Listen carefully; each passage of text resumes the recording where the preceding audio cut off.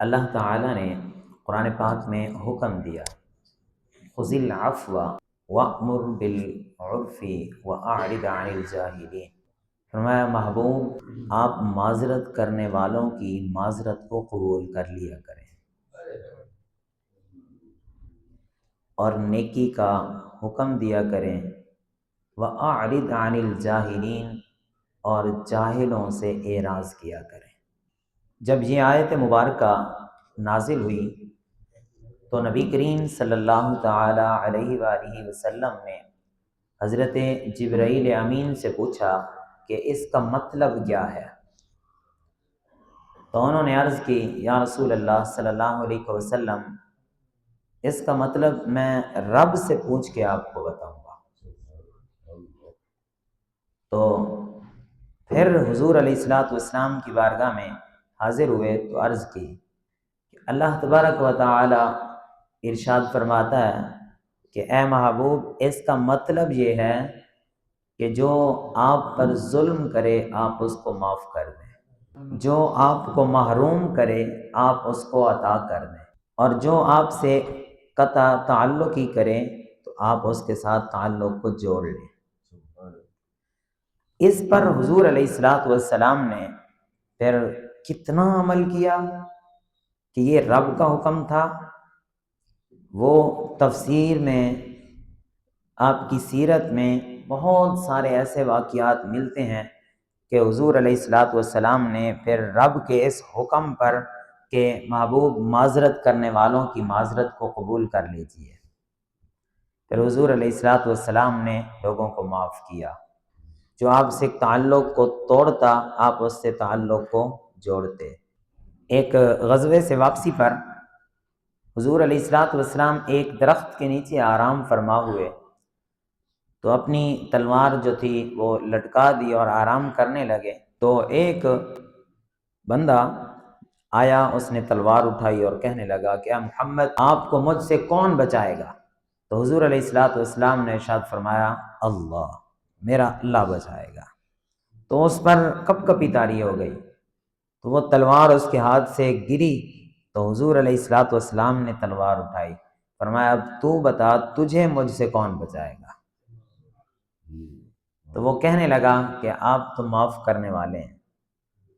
آپ تو درگزر کرنے والے ہیں۔ تو حضور علیہ السلام نے اس کو معاف فرما دیا۔ وحشی جو حضرت حمزہ رضی اللہ تعالیٰ عنہ حضور علیہ السلام کے چچا کا قاتل تھا، یہ ایک حبشی غلام تھا جس نے حضور کے چچا کو شہید کیا تھا۔ فتح مکہ کے موقع پر یہ طائف چلا گیا تھا۔ جب طائف بھی اسلام کے زیر تحت آیا تو اب اس کے چھپنے کی کوئی جگہ نہ تھی، تو یہ حضور علیہ السلام کی بارگاہ میں حاضر ہو کر کہنے لگا کہ میں دین اسلام قبول کرنا چاہتا ہوں۔ اب دیکھیے کہ حضور علیہ السلام کے چچا کا قاتل ہے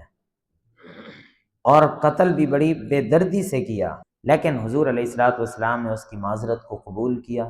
دین اسلام اس نے قبول کیا۔ لیکن اللہ کے محبوب نے اتنا ارشاد فرمایا کہ تو میرے سامنے نہ آیا کر، مجھے میرے چچا کی یاد آتی ہے، لیکن اسے کہا کچھ بھی نہیں۔ حضور علیہ السلام غزوہ احد کے موقع پر جب نبی کریم علیہ السلام کے دانت مبارک شہید ہوئے، ایک صحابی فرماتے ہیں کہ حضور علیہ السلام ایک جگہ پر بیٹھ کر اپنا خون مبارک، منہ مبارک صاف کر رہے تھے اور یوں کہہ رہے تھے کہ اگر یہ زمین پر گر جاتا تو اللہ ان لوگوں پر عذاب نازل کر دیتا، لیکن پھر بھی آپ کہہ رہے تھے اللہم اغفر لقومی، یا اللہ میری قوم کو معاف فرما دے، میری قوم کو، اللہم اہدی قومی،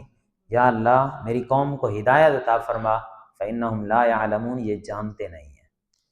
طائف کے موقع پر حضور علیہ السلام، کافروں نے، قریش مکہ نے ہر طرح کی کوشش کی کہ کریم آقا علیہ السلام دین کی تبلیغ سے باز آ جائیں، حضور علیہ السلام دین سے دستبردار ہو جائیں۔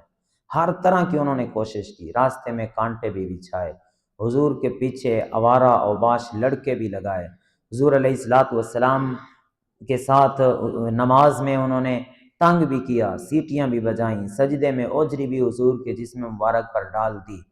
کہ حضور علیہ الصلوۃ والسلام اپنے اس کام سے پیچھے ہٹ جائیں، یہاں تک کہ حضور کو پیشکش بھی کی، کہیں شادی کی پیشکش کی، کہیں سرداری کی پیشکش کی، کہیں مال و دولت کی پیشکش کی کہ آپ اس کام کو چھوڑ دیں، لیکن اللہ کے نبی نے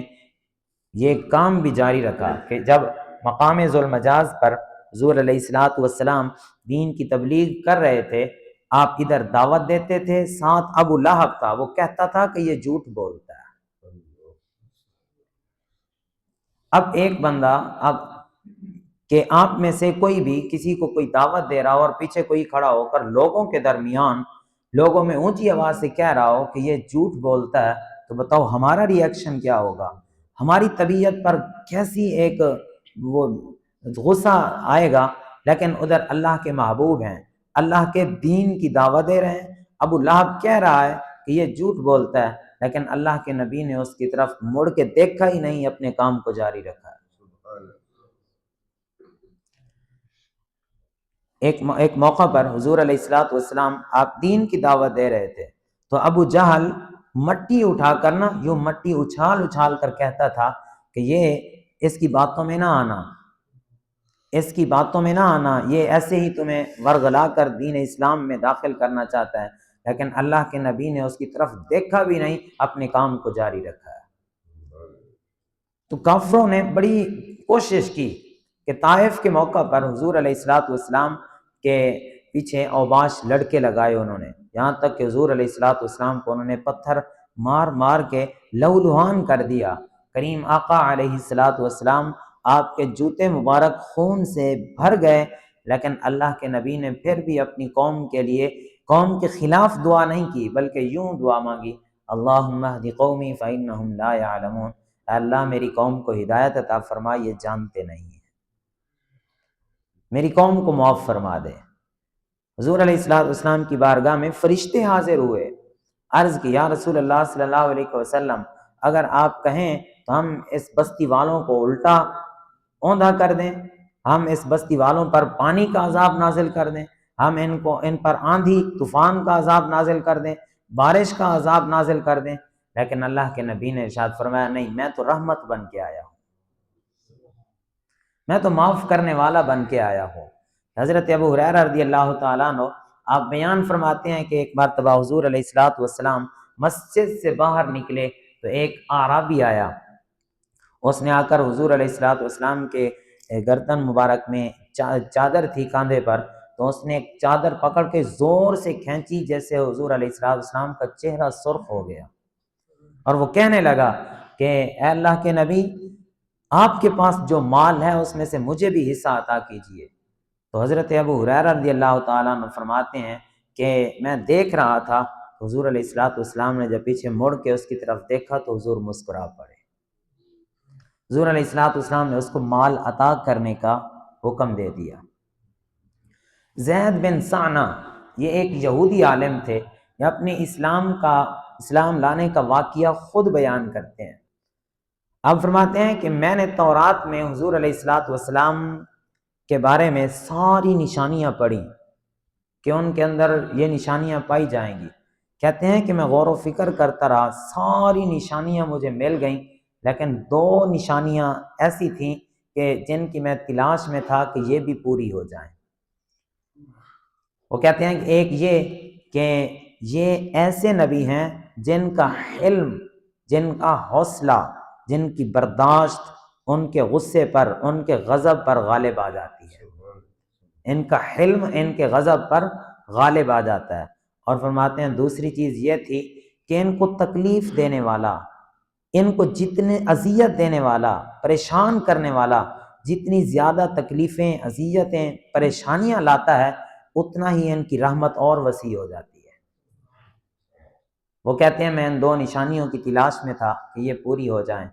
فرماتے ہیں کہ میں ایک دن بیٹھا تھا تو حضور علیہ الصلوۃ والسلام حضرت علی رضی اللہ تعالیٰ عنہ کے ساتھ تھے، ایک جگہ پر تشریف لائے تو آپ کے پاس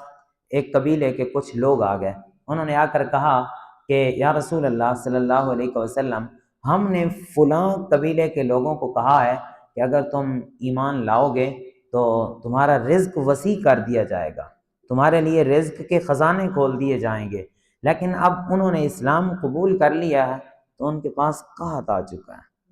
مال ان کے پاس نہیں ہے، تو ہمیں ڈر ہے کہ کہیں قحط کی وجہ سے، مال نہ ہونے کی وجہ سے اسلام سے دستبردار نہ ہو جائیں۔ تو حضور علیہ الصلوۃ والسلام نے حضرت علی کی طرف اشارہ کیا، تو حضرت علی نے بھی اشارے میں بتایا کہ یا رسول اللہ صلی اللہ علیہ وسلم ہمارے پاس مال تو نہیں ہے۔ تو یہ زید بن ثانہ یہ فرماتے ہیں کہ میں دیکھ رہا تھا تو میں آگے بڑھا حضور علیہ الصلوۃ والسلام کی بارگاہ میں نے کہا کہ آپ ایک مدت تک کھجوروں کے بدلے مجھ سے سونا لے لیجئے، جب آپ کے پاس کھجوریں ہو جائیں گی، آپ کے پاس آ جائیں گی تو وہ کھجوریں مجھے دے دینا ایک مدت کے لیے۔ تو کہتے ہیں 80 مثقال میں نے سونا حضور علیہ الصلوۃ والسلام کو دے دیا ادھار۔ تو نبی کریم علیہ الصلوۃ والسلام نے وہ سونا لے کر ان آدمیوں کو دیا، فرمایا جاؤ اپنے قبیلے والوں کی مدد کرو۔ جب وہ لے کر چلے گئے تو کہتے ہیں کہ وہ مدت پوری ہونے والی تھی، بس 2-3 دن ہی باقی رہتے تھے، تو حضرت زید بن ثانہ آپ فرماتے ہیں کہ میں حضور کی بارگاہ میں پہنچ گیا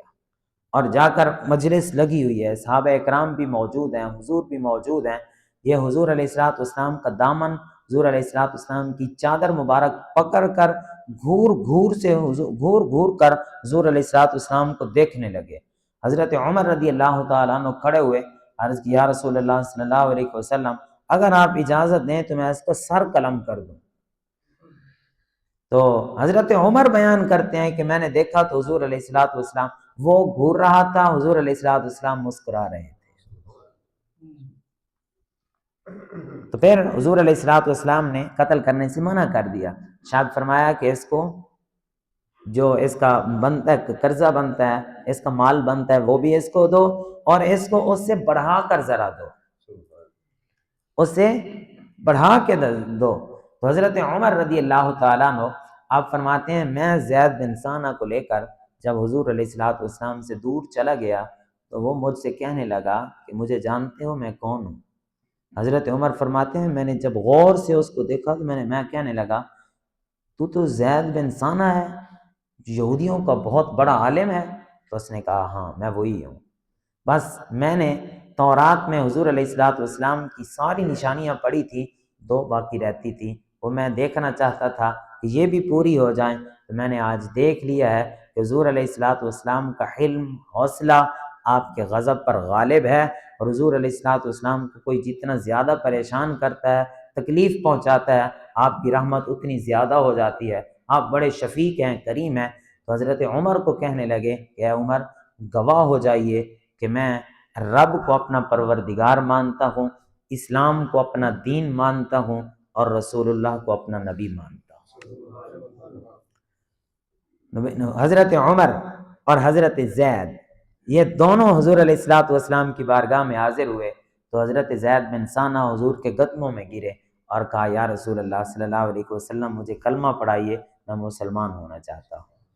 یہ نبی کریم علیہ الصلوۃ والسلام کا اخلاق تھا، یہ حضور کا پیار تھا۔ خذ العفو وامر بالعرف واعرض عن الجاہلین۔ اللہ نے ارشاد فرمایا محبوب آپ سے اگر کوئی معذرت کرتا ہے تو آپ اس کی معذرت کو قبول کر لیجئے، آپ نیکی کا حکم دیجئے، جاہلوں سے اعراض کیجئے۔